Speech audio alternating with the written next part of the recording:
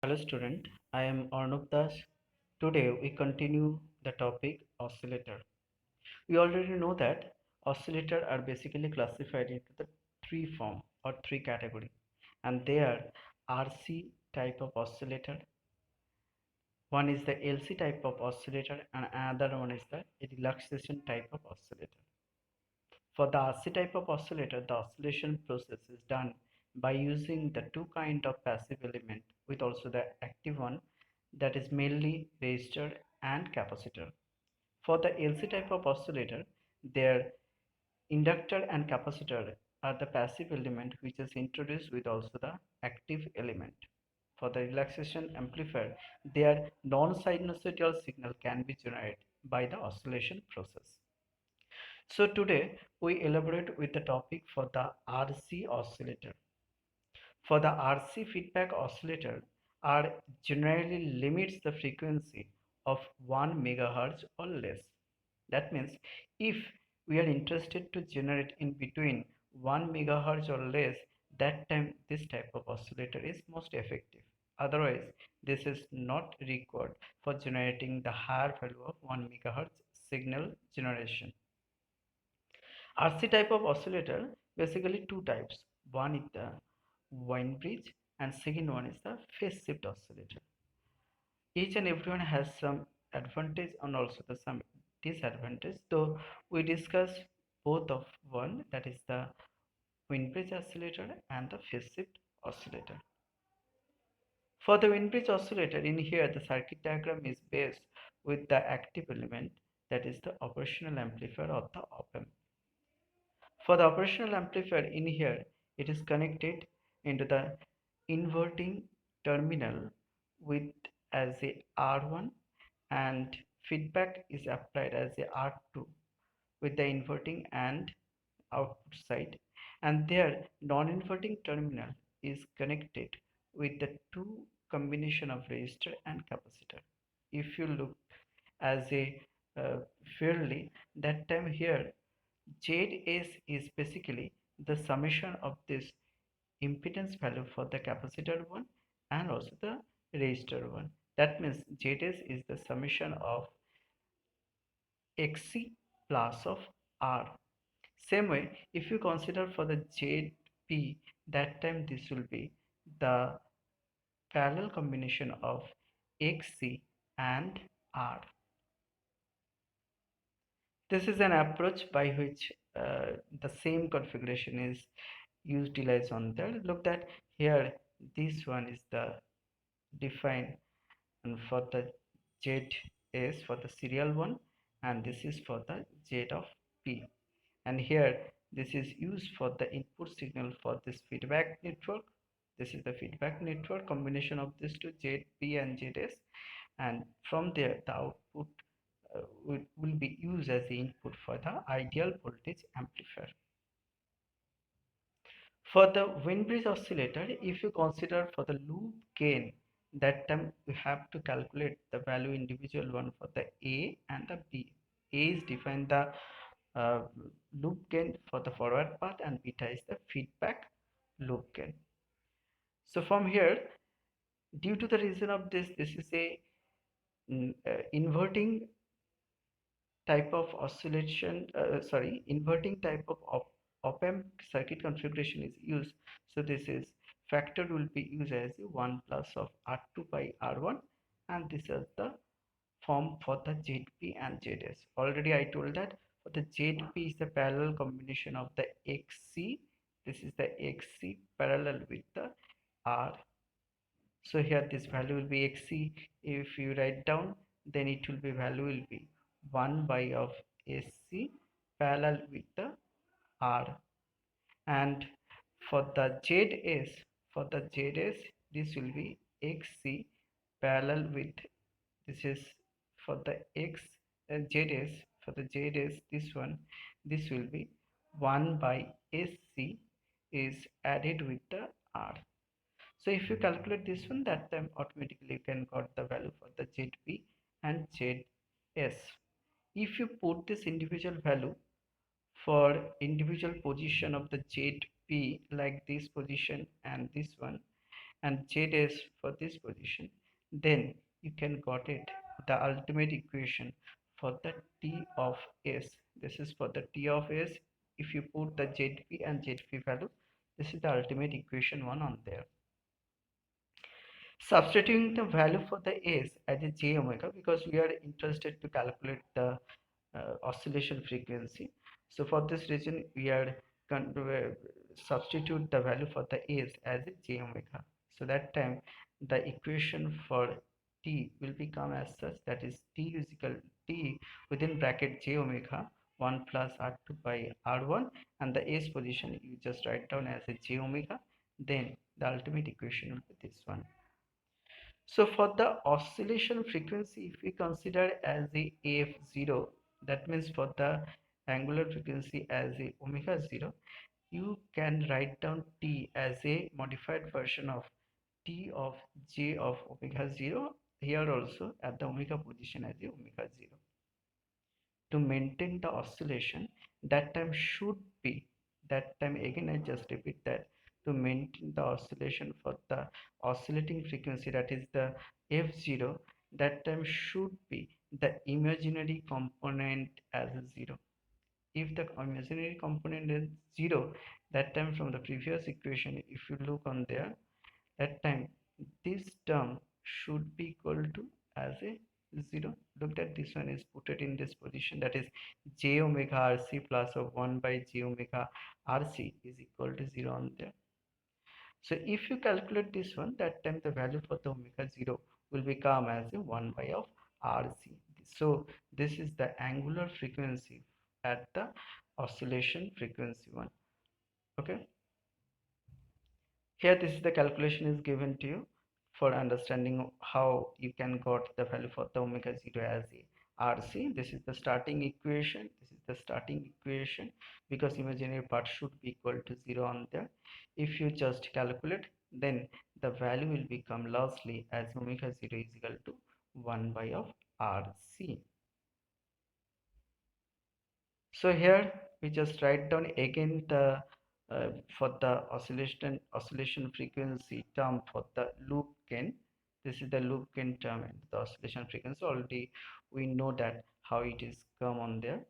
So their magnitude term what will be for the uh, oscillation frequency? We already know that for the oscillation frequency time, imaginary part is 0. So if you put the below 0 for the imaginary part, that means this term, if you apply as a 0, then this will be as a 0.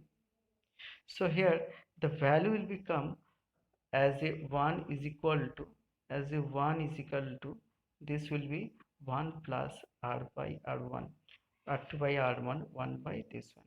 Now the question is that why you just put the value as a 1 in this position? Because we use the Barkhausen criteria where the A beta should be equal to 1 as a magnitude 1. So here magnitude is the 1 on there. So 1 is equal to can be write down as a 1 plus 2 by r1, which is multiplied with the 1 by 3 plus of 0. 0 is for the imaginary part as a 0. Then from this equation you can able to get the calculation value for the r2 by of r1 as a this is 2 on there, this is 2 on there. So this is a conclusion can be made on there. To ensure the oscillation, that ratio r2 by r1 must be slightly greater than the 2. Here this is, this one you should be maintained on there, otherwise this kind of oscillation cannot be occur on that. So we can conclude in here, that is the r2 by of r1 should be equal to 2, and the magnitude term or the factor k, or this is also named as a gain, this will be defined as a k is equal to 1 plus of r2 by r1, because the previous equation we already know that this is 1 plus of r2 by r1, which is multiplied with the zp by 1 plus of zp and zs. So from that particular position k, if you want to know the value, that time you just consider 1 plus r2 by r1, and if you put the value R2 by R1 as a form of 2, that time the value will become as a 3 for the k. So uh, for the k equal to 3, it is ensured the loop gain of unity. This is a conclusion for the oscillation. If k is greater than 3, that time growing the oscillation will be occurred. If it is k is less than the 3, that time the oscillation will be as a decreasing form. So to ensure that k is equal to 3, that time only the oscillation can be occur on there. This is a typical uh, block diagram is given to you for understanding the formation. Look that here, this is factor for the inverting terminal is as a feedback path is applied here. This one is R2 and R1, and here the inverting term is with this feedback network, and the portion of this output for the amplifier one is used as a feedback path as a input. So here the gain will become as a 3 because k is equal to, in here it is represented as a k. So here a is equal to 1 plus r2 by r1. So total one circuit, I think you can able to understand. And this is an waveform you can consider with respect to the output for the t as a independent variable for the Wien bridge of oscillator. Now we consider that previous cases we ZS is considered for R and C1 as a C, and here also this is for the ZP as a R2 as a R and C2 as a C. That means there are no values change on there for the general equation point of view. But in here we just consider that Z of 1 is the combination of two registered and C1 as a another one capacitor. So that time you can write down Z1 is equal to R1 minus of J of Xc, because Xc is equal to 1 by of J omega C. That means uh, if you just J will become as the upper set, and it will be minus of J of Xc. So same way for the Z2 is equal to parallel form of R2 of J of Xc2. So you just put this value, then automatically the value will become for the Z2. Now for the beta 1, that is the feedback factor value we are interested now to calculate. Beta is defined the V0 by of V1. For the block diagram point of view, if you just recall your memory, then beta is defined the output side will be used as the input, and from there the input side position will be used as a output one. And for this reason this is V0 by of V of I. Don't be confused. If it is written as a V of I as a form of V of F, then I think it will be so easy for the understand. Though beta can be written down as a Z2 by of Z1 plus of Z2. You just put the value for the Z1 and Z2 for the appropriate position for the beta. Z1 for this position, Z2 in this position, then ultimately the value will become on there. And lastly, the imaginary part will become uh, or this is the equation term. If you just calculate, then beta will be ultimate come as a form of this one. Now you have to calculate the imaginary value and also the real value for identifying the oscillation process. So here Barkhausen criteria is meeting, that is the imaginary part is taken as 0. So we just use in here the real part. So what happened? This will be as a R1 R2 minus of Xc1 of Xc2 is equal to 0, due to the reason of the imaginary part is 0. So here imaginary part is which one? In this case this one is the imaginary part, so this one should be equal to 0 to maintain the Barkhausen criteria. So if you equal to 0, from this equation you can able to get the value for the omega. This is the omega will become as a form of 1 by root over r1 r2 c1 c2. Okay, now if the r1 r2 both are the same and it is equal to r, and xc1 and xc2 is equal to both are as value of xc, that time this equation can be rewrite as a form of omega is equal to 1 by r of c, because r1 and r2 both are the same and both are the value as a r, and this is c1 and c2 both are the value as a c, so this is r square and c square, so ultimately it will be 1 by of rc. So now we consider here this one term.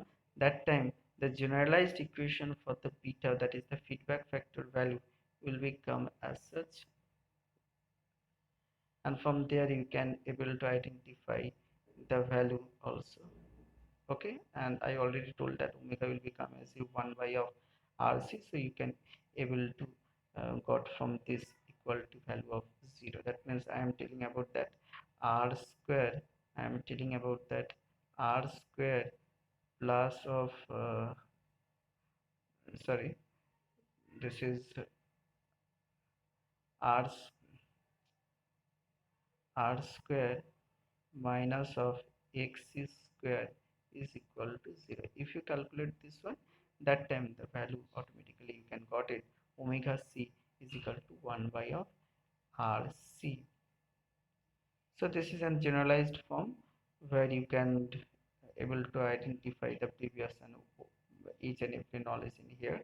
So if zp in here, this is the z2 is defined and zs is defined as z1, and this is the zp and this is the z of s. If here each and every case is r is represent r1 and r2 is represent as a r, and c1 c2 represent as a c, so that time and their omega you calculate this is 1 by of rc, and beta is equal to 1 by of 3, and imaginary part when 0. And due to the Barkhausen criteria, we know that the gain a beta is equal to as a 1. So from this one you can got it the value for the av also. So av is equal to 3 on there, because rf by r of r1 is equal to on there as a value of 2. So this is also conclusion for this kind of circuit. So today we discuss about the RC type of oscillator for Wien bridge oscillator by using the operational amplifier. But in class note I also uh, give you the notes related by using a transistor how can you build the Wien bridge oscillator. And today I stop this lecture, and thank you everyone, and I think next day we again meet.